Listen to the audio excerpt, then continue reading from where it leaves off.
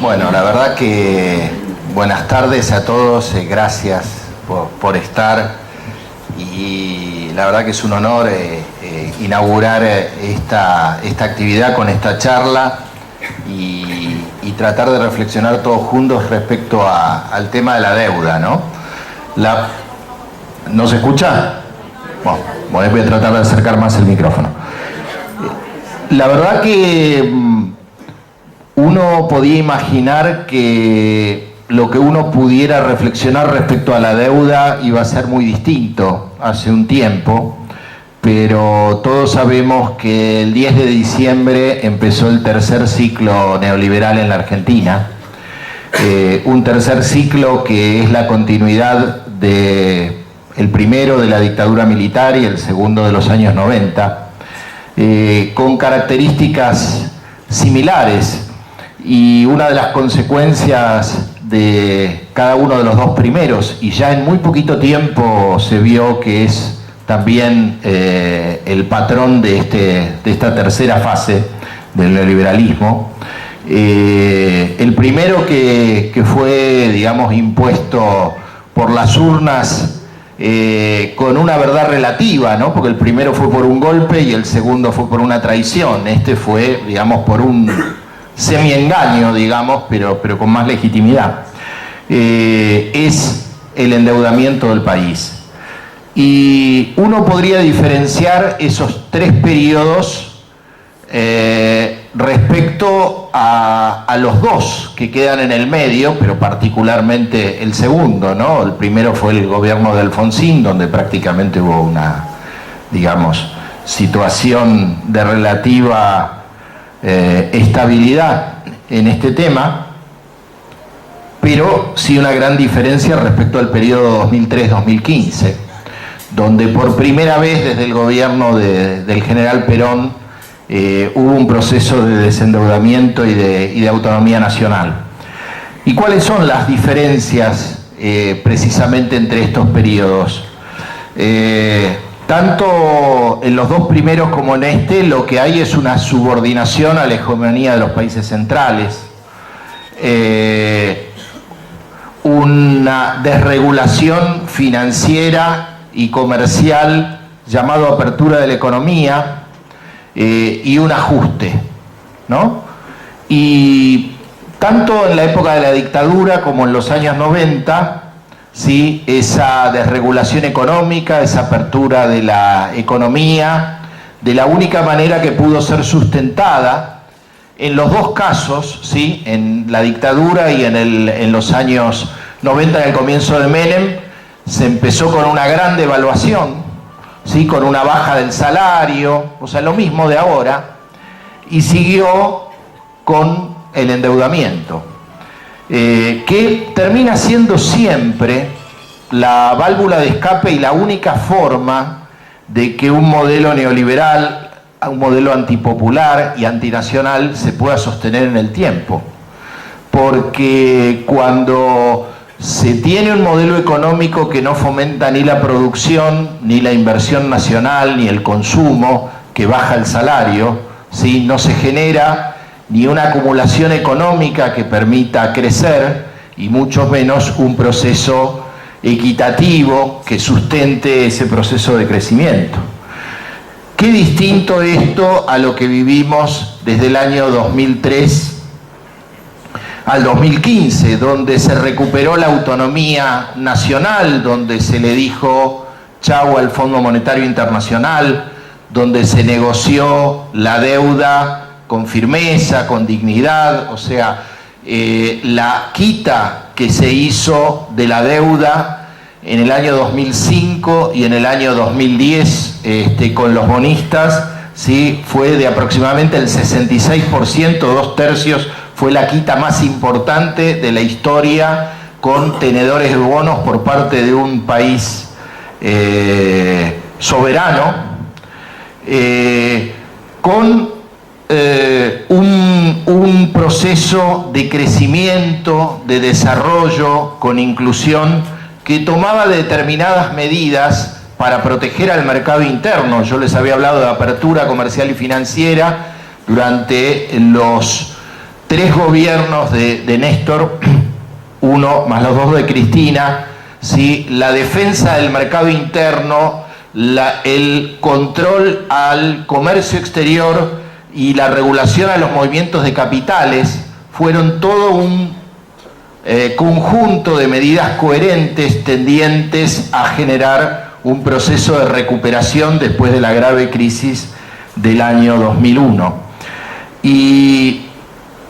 siempre pasó, o sea, nosotros sabemos cómo terminaron esos 2 modelos, tanto en el año 82, en el caso de la crisis de la política de Martínez de Hoz, como terminó en el 2001 la política neoliberal de los años 90. Siempre, ¿sí?, esos procesos de endeudamiento, ajuste y desarticulación del Estado terminan con una crisis cambiaria, con procesos de devaluación, de inflación, con crisis bancarias, con corridas bancarias. Y eso ha sido siempre la experiencia, si nos fuéramos más atrás en la historia de la Argentina,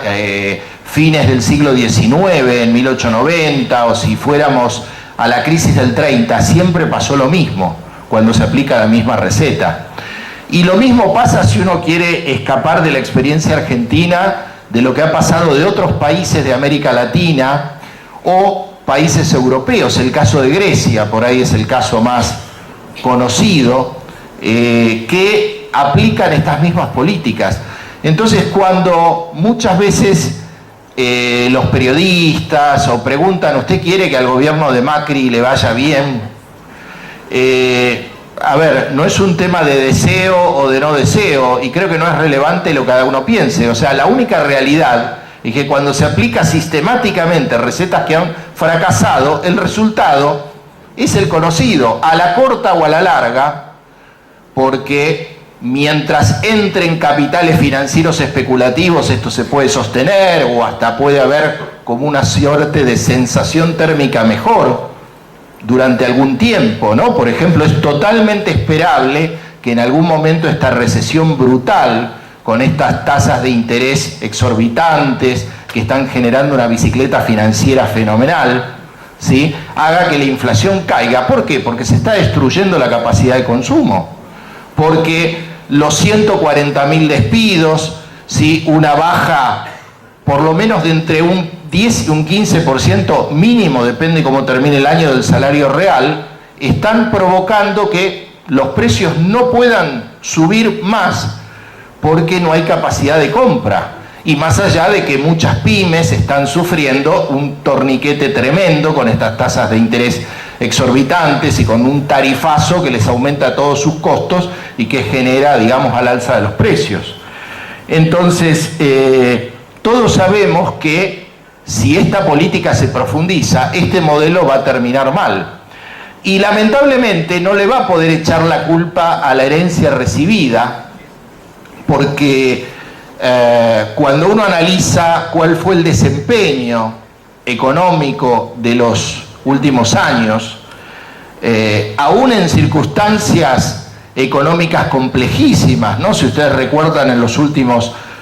2 o 3 años particularmente se conjugaron una caída muy importante en el precio de los productos que exportan la Argentina y otros países comparables, ¿sí?, prácticamente de un 40% en los últimos 3 años. Eso afectó nuestras exportaciones por el lado de los precios, pero también una fuerte caída del comercio mundial, que afectó también el volumen de las exportaciones,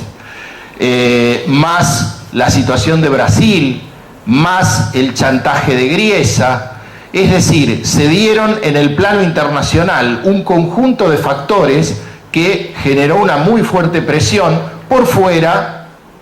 y hay que decirlo, de todos los intentos destituyentes desde el 2008 particularmente en adelante, que generaron comportamientos especulativos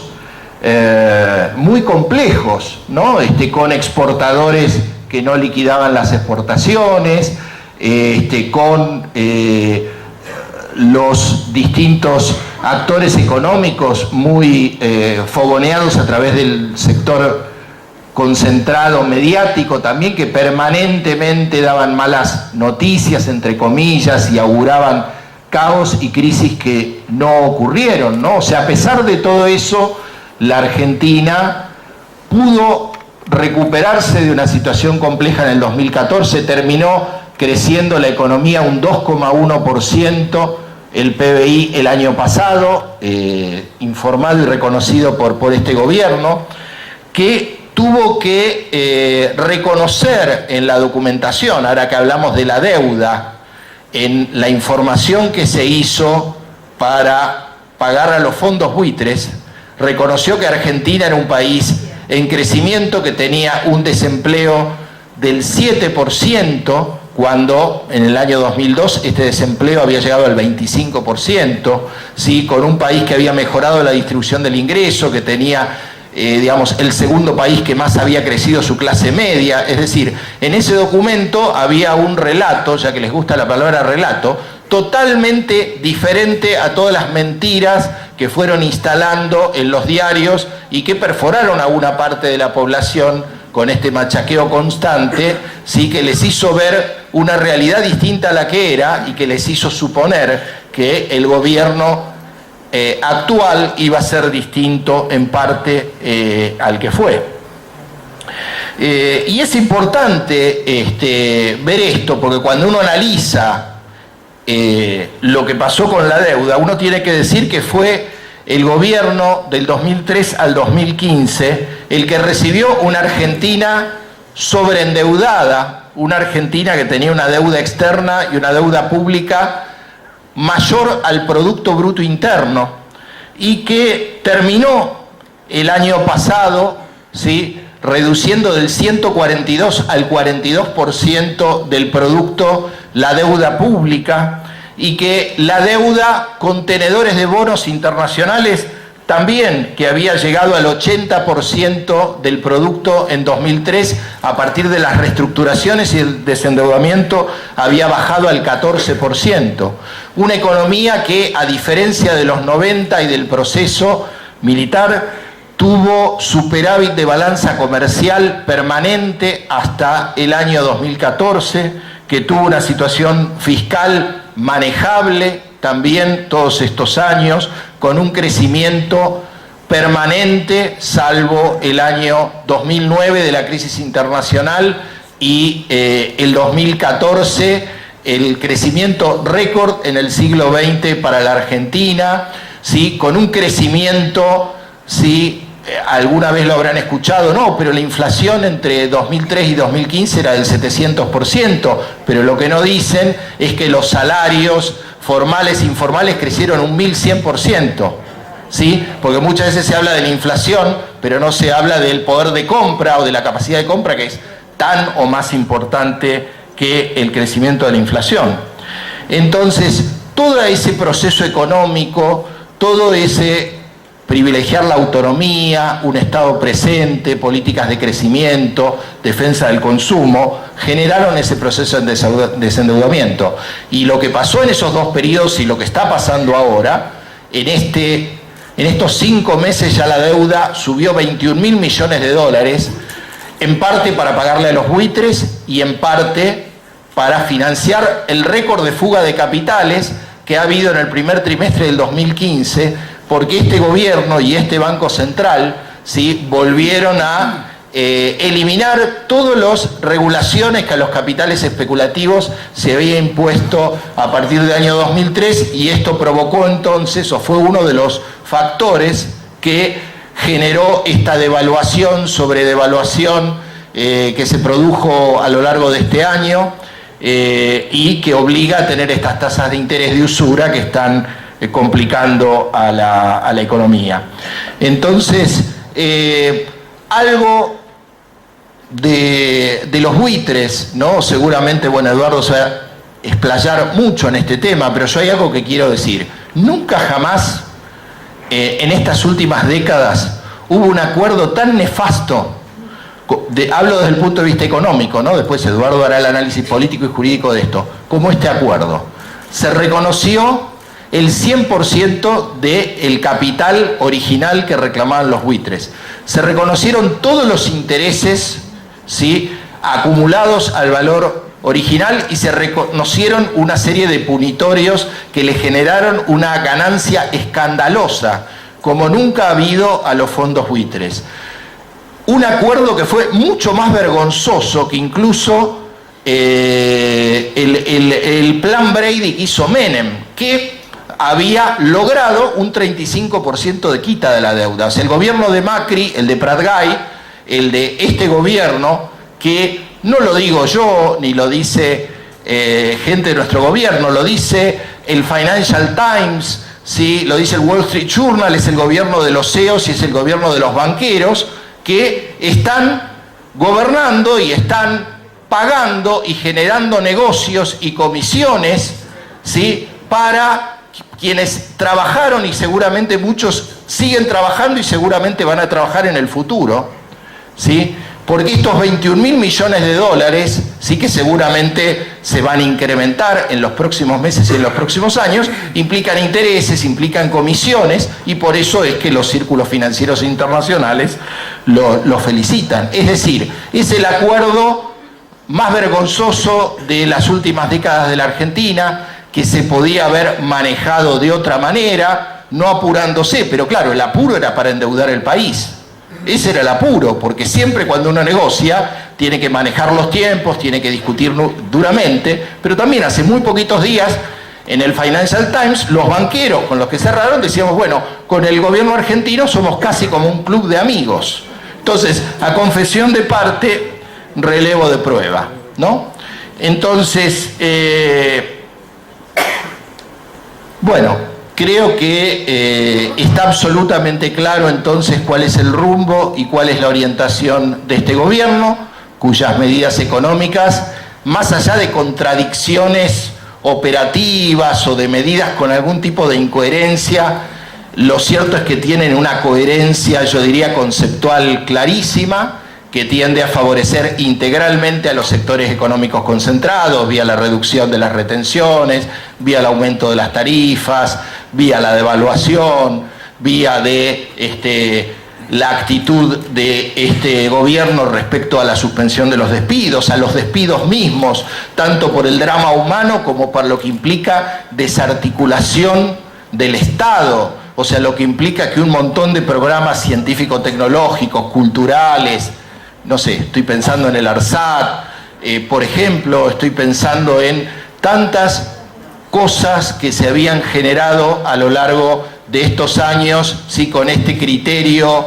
por un lado, contable berreta, de ajuste, pero también de intereses, porque cuando el Estado argentino deja de hacer determinadas cosas, como por ejemplo también el procrear, hay algún otro privado que lo va a hacer, pero claro, mucho más caro, para favorecer el lucro privado. Entonces, para ir terminando, ¿cuánto me quedan? 5 minutos. Respecto a las perspectivas, bueno, creo que es absolutamente claro que el rumbo ya los argentinos lo están aprendiendo, digamos, con carne, con sangre, en el sentido de que la devaluación, el ajuste, solo pueden tener resultados económicos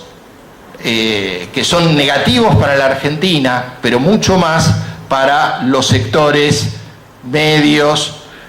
algunos de los cuales apoyaron a este gobierno paradojalmente, sectores populares, también alguna fracción que a partir de todas las mentiras y la campaña negativa también han apoyado esto, ¿no? Creo que ha quedado muy claro que cuando tomamos todas las medidas para evitar una devaluación, sabíamos, porque desde el Rodrigazo en 1975 para acá es sabido que cuando se produce una devaluación, los empresarios, porque aumentan sus costos o por las dudas o porque hay cierta dolarización de los precios, van a aumentar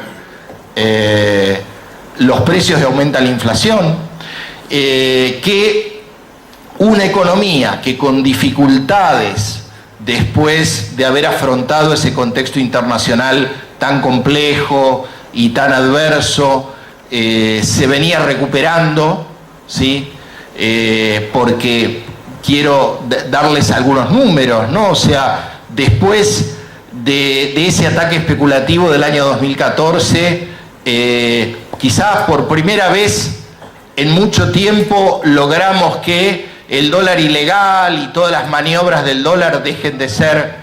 una amenaza en la Argentina, porque lo logramos bajar, porque evitamos la devaluación,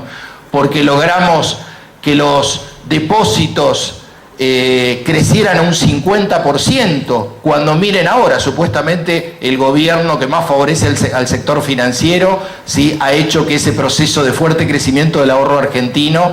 esté estancado, los depósitos no están creciendo. Habíamos logrado que el crédito subiera a un 35% anual y orientado a las pymes y a la economía real, y ahora el crédito está cayendo por la recesión. Es decir, todas las variables reales, todas las variables financieras, ¿sí?, para el conjunto de la economía están dando mal, porque a la economía y porque a la gente concreta y de carne y hueso le está yendo mal. Entonces, lo que habrá que pasar, seguramente, va a ser una supuesta calma financiera por el endeudamiento, que seguramente va a ser muy estimulada, alabada por los centros financieros internacionales, por los diarios hegemónicos, pero todos sabemos que cuando todos los días cierra una pyme, cuando todos los días algún trabajador es despedido, que a mediano plazo o a largo plazo eso no resiste, eso no aguanta, y que esos mismos capitales que están sacando una gran diferencia con tasas récord del 38% que matan a la producción, en algún momento se van a ir, y todos sabemos lo que pasa en ese momento. Entonces, no se trata de ser agorero, no se trata de malos deseos, sino que se trata de la realidad. Entonces, para terminar, yo creo que estamos en un momento donde es absolutamente necesario resistir esta persecución, resistir estas políticas que están haciendo sufrir de distintas formas a tanta gente, ¿no? Con despido, con miedo al despido, con baja el salario, con persecuciones, con humillaciones, con miedo a vivir peor, con la imposibilidad por ahí de darse gustos mínimos, ¿sí? O algunos lujos que al amparo de 12 años de crecimiento muchos sectores medios y muchos trabajadores podían darse luego de trabajar tantas horas y con tanto sacrificio durante tantos años. Y creo que es muy importante organizarnos, que es muy importante aglutinarnos, que es importante no entrar en el juego de las separaciones por los temas accesorios, sino verdaderamente organizarnos todos juntos a través de un programa para resistir este ajuste y para en algún momento pronto volver a ser una opción de poder y ganar las elecciones legislativas y el gobierno en el 2019. Creo que esto es absolutamente fundamental, esto requiere militancia, esto requiere discusión, esto requiere organización. Creo que, y lo tengo que decir acá, ya para terminar, creo que el llamado al Frente Ciudadano en aras de unir a todos los sectores nacionales y populares, más allá de cómo hayan votado, más allá de que balance hagan respecto a el legado de nuestro gobierno, creo que es fundamental para poder parar este ataque tan brutal que estamos viviendo los argentinos, con los buitres de afuera, con los buitres de adentro, con este gobierno que está claramente al servicio de los intereses transnacionales y de los grandes grupos económicos, y entonces eso requiere mucha lucidez, mucho trabajo, mucha organización, como se decía en otro tiempo, unidad, solidaridad y organización para volver a profundizar, para recuperar, para continuar la obra inconclusa que hicimos hasta el año 2015 y seguramente sobre la base de este aprendizaje doloroso y de la conciencia del pueblo de esta brutalidad que está viviendo, seguramente entonces vamos a poder retomar esta tarea que quedó pendiente y verdaderamente hacer realidad esta segunda independencia que todos nos debemos. Muchas gracias.